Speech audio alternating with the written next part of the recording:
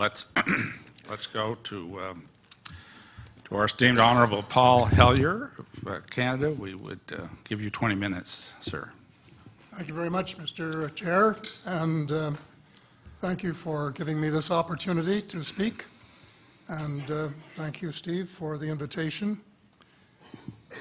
My name, as I said, was Paul Hellyer. I'm a former Minister of National Defence for Canada. I served in 3 governments during a total of 23 and a half years as a Member of Parliament. Although as Minister of National Defence, I had sighting reports of UFOs.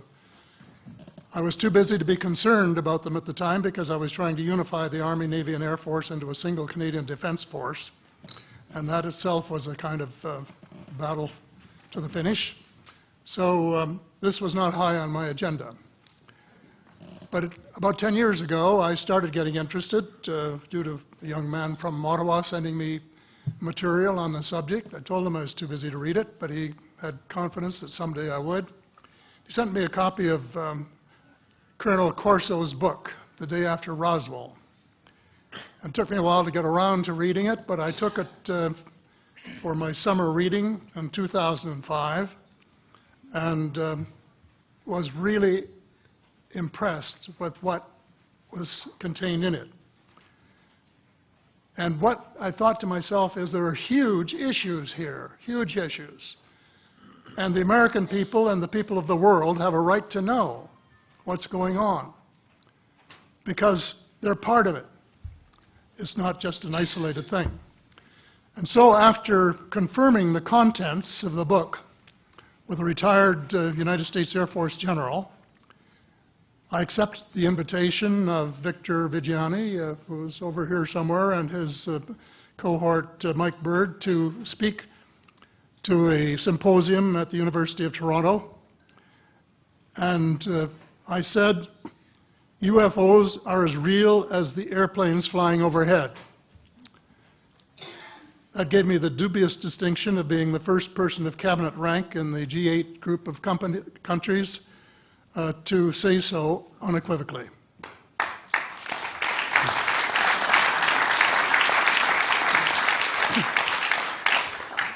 Since then, I've learned a lot from many sources, including a number of the fantastic witnesses that we have heard these last 4 days. They were so outstanding, I was just really blown away with them, the amount of information that was available. And I appreciate every single one of them. But because I'm not a ufologist, I'm a politician, there are only a few things that I want to add in that particular realm.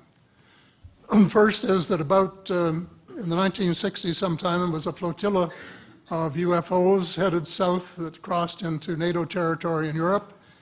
And the Commander-in-Chief of the Supreme Allied Headquarters in Europe was naturally very shaken.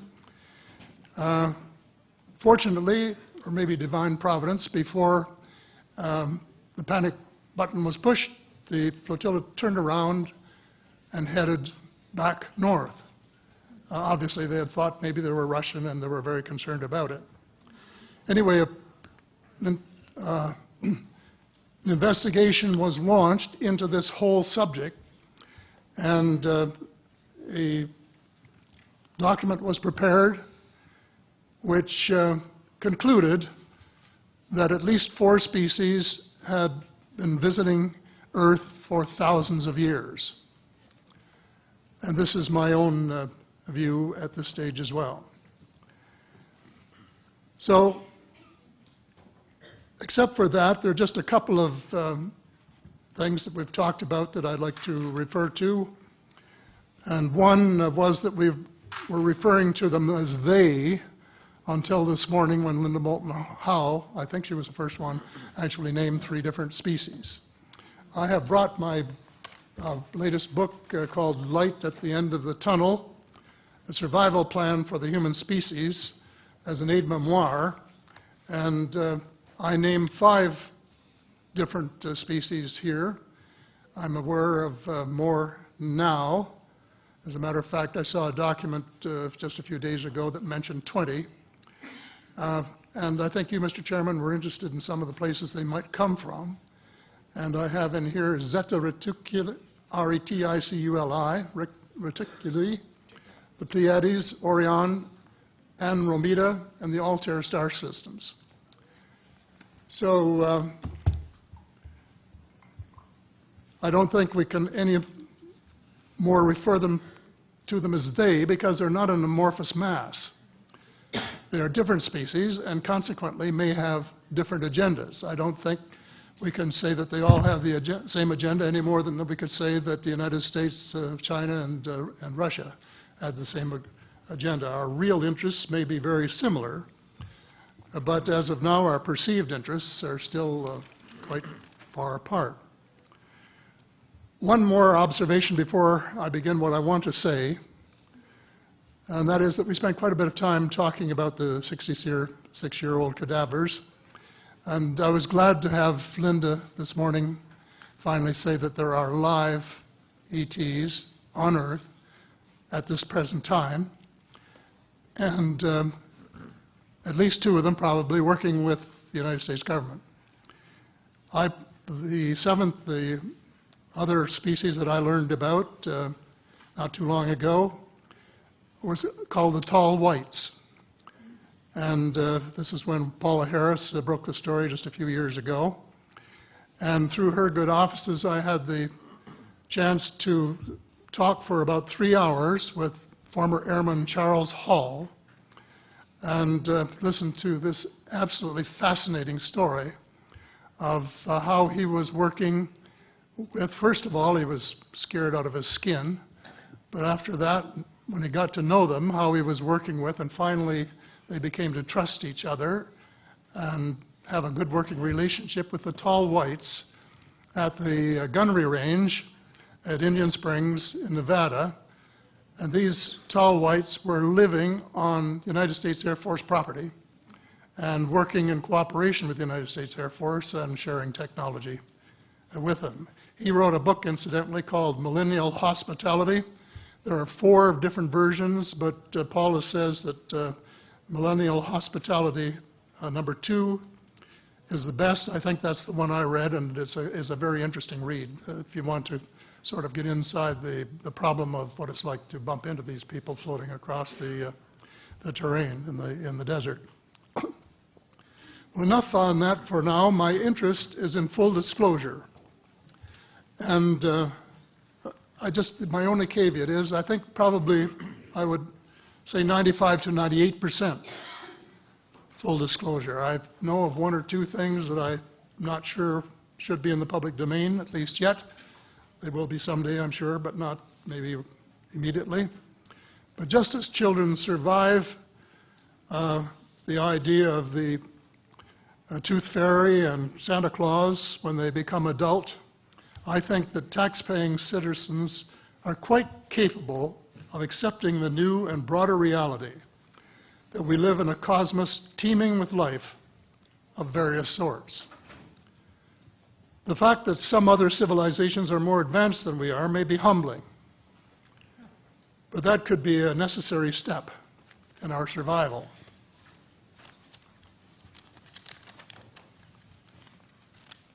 The world is an unholy mess. We have at best until the end of this decade. In my book, I said we have 10 years to stop global warming if we don't want it to be beyond the point of no return. 2 years has gone past since it was written, so I say we have until the end of the decade to arrest global warming.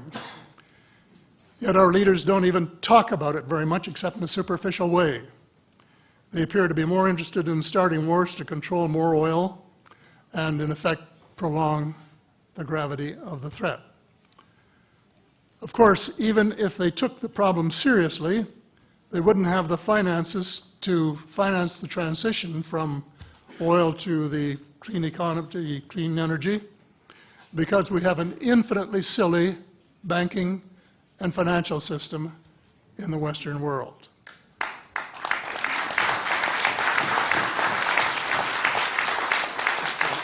And the United States Congress, I regret to say, is partly responsible, and I'd be glad to elaborate on that later if you're interested. And finally, they need the technology for clean energy. And it exists, and it's being kept secret by the same vested interests who control our destiny. Who are these vested interests, and what are they up to? Well, Senator, you were talking about a military junta.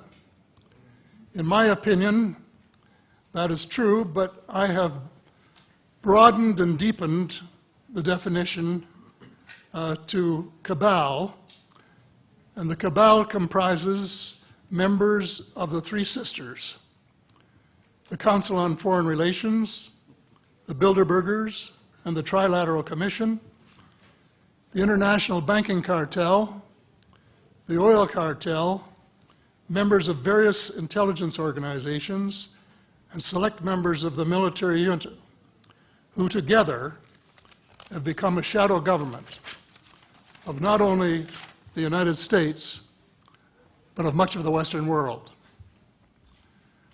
The Council on Foreign Relations is the oldest of the Three Sisters, and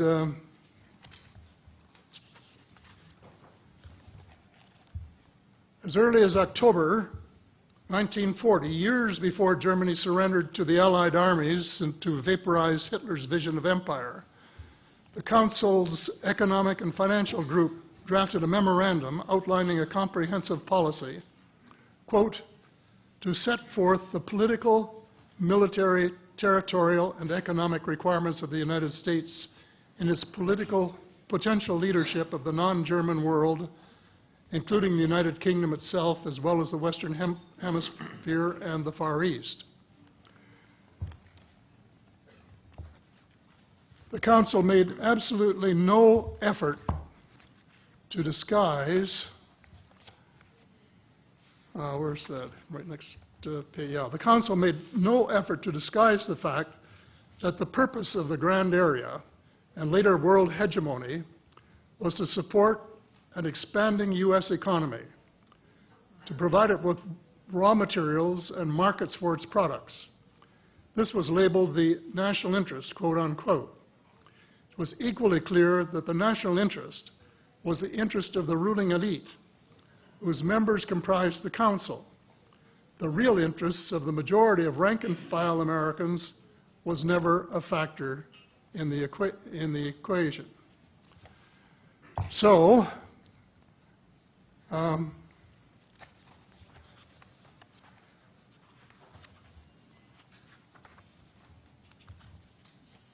Mr. David Rockefeller, who was a member of all three of the sisters, is quoted as saying this at a meeting of the Bilderbergers in Europe.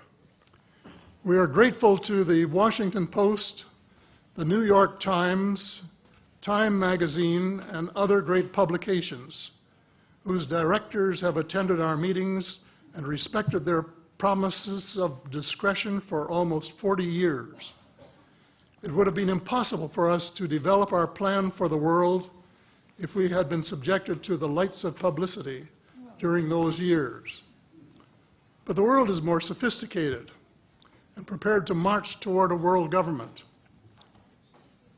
The supranational sovereignty of an intellectual elite and world bankers is surely preferable to the national autodetermination practiced in past centuries. He, of course, pretended he didn't say that, but the witness this is reported by Daniel Estulin, a thoroughly reliable reporter who has written the true story of the Bilderberger Group. And if you want to really get inside of what's been going on there for this long time, that's a good place to go. So anyway, you hear what Mr. Rockefeller said, and so there you have it. The aim of the game is a world government comprising members of the cabal who are elected by no one and accountable to no one. And according to Mr. Rockefeller, the plan is well advanced. Does this help you to understand why our civil rights are being taken away from us? I say us, because Canada too is included in the grand plan. A giant leap in the wrong direction followed the end of the Cold War.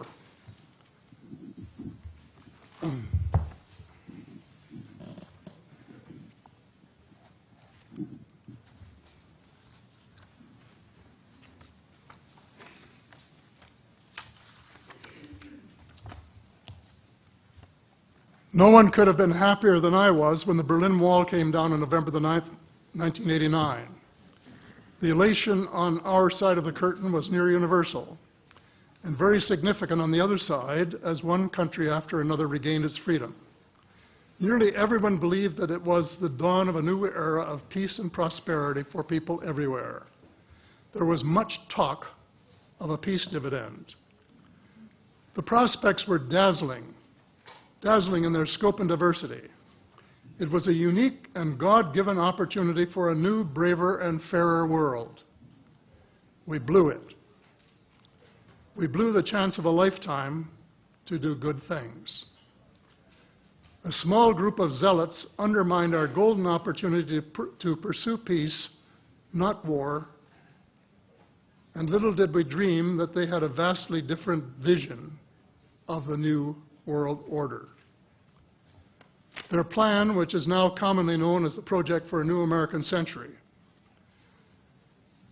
included preventive wars in clear violation of international law, regime change wherever and whenever the U.S. desires, and if they can get away with it without excessive casualties, and the establishment of a kind of economic and cultural hegemony with America acting as constabulary, quote unquote. That was their word, globally. This was to be accomplished without authority of the United Nations and without the restraint of existing international treaties. It would involve a military buildup unprecedented in peacetime history and could trigger an arms race, which is precisely the opposite of the peace dividend that the world had rightly looked forward to. The Machiavellian scheme involved secret police, the curtailment of civil liberties in defiance of the U.S. Constitution, and a moribund economy operating way below its potential. Exactly those features for which the Soviet Union was held in contempt. The initial draft of the document was so controversial when it was leaked to the New York Times that it had to be rewritten, but it was not changed very much, just the cosmetics, enough to make it politically acceptable. So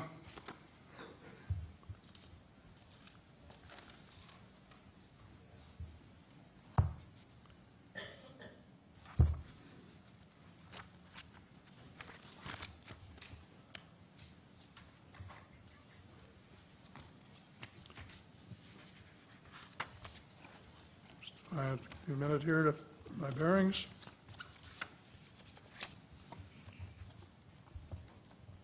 The document said this: well, it may have been easy to persuade President Bush to abandon his stated policy of not getting America more deeply involved in international affairs, but persuading the American people would be more difficult. Sophisticated Americans would question such a giant sea change in policy. The authors of Rebuilding America's Defenses, Strategy, Forces, and Resources for a New Century recognized this difficulty from the outset because their document contained the following sentence: further, I'm quoting, further, the process of transformation, even if it brings revolutionary changes, is likely to be a long one, absent some catastrophic and catalyzing event, like a new Pearl Harbor. Well, it wasn't too long before they got their catastrophic and catalyzing event. Terrorists struck the World Trade Center in New York and the Pentagon in Washington on September the 11th, 2011.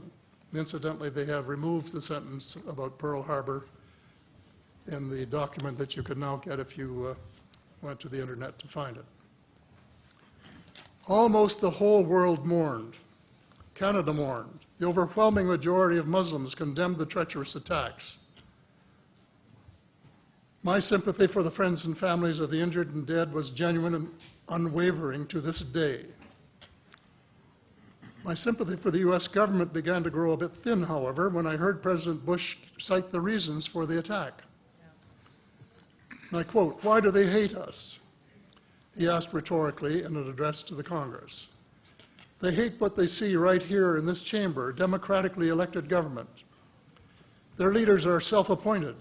They hate our freedoms, our freedom of religion, our freedom of speech, our freedom to vote and assemble and disagree with each other." I felt sad when I heard the President's word.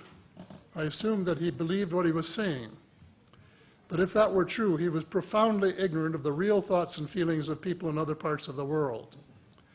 If he wanted to hear the truth, he should have listened to Osama bin Laden, who was well informed concerning the origins of the kind of fanatical hatred of the United States which has led to such treachery. This is his version of events. Every Muslim must rise to defend his religion.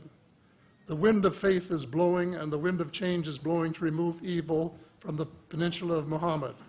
Peace be upon him. As to America, I say to you and its people a few words. I swear to God that America will not live in peace before peace reigns in Palestine and before all the army of infidels depart the land of Muhammad. Peace be upon him. That is clear enough. The dislike of America has nothing to do with democracy versus dictatorship, or wealth, or freedom of religion, or freedom of assembly. It is directly related to American foot-dragging and stick-handling a just settlement of the Palestinian question. Mr. Hellier, I'd hate to interrupt.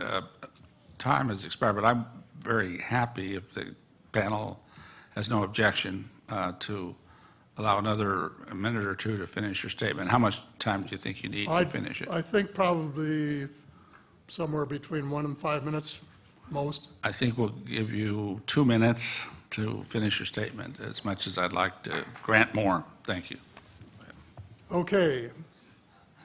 In short, American foreign policy was the root of the conflict. So here we are more than a decade later fighting another war that can't be won. There is no country on earth powerful enough to protect its citizens against fanatical hate, as we learned from the Boston Marathon. And the mere attempt to pursue the impossible pits neighbor against neighbor and the state power structure against everyone. All of the freedoms won by the millions of men and women who fought and died in World War II are being flushed unceremoniously down the drain. The only hope of peace is a negotiated settlement. This will require a paradigm shift in American attitudes. It involves a de facto renunciation of the plan for a new American energy and the adoption of a pledge of cooperation with all humankind to build the kind of world which we are collectively capable of. Young people everywhere need to be challenged by a noble cause. They need to be involved in arresting global warming, creating a banking system that is just and sustainable, and lead the way in the transformation to the new reality that we have to live in harmony with our celestial neighbors, as well as seeking peace on earth. In a word, we have to become spiritual beings and practice the one tenet that the world's major religions have in common, and that is the Golden Rule. In this field, too, and I just want to read one paragraph at this time, if you'll allow me, Mr. Chair. Well, we will allow that, but there's only about 30 seconds, so I hope you can conclude it with that statement. Fast. Thank you. This is from the late Dr. John Mack, an American secular Jewish psychiatrist who became a world leader in interviewing abductees, or experiencers, as he called them, came to this conclusion in a startling book, Passport to the Cosmos. Quote, although the aliens are not themselves gods, their behavior is sometimes anything but godlike. Abductees consistently report that the beings seem closer to the Godhead than we are, acting as messengers, guardian spirits, or angels, intermediaries between us and the divine source. Thank you. Thank you very much.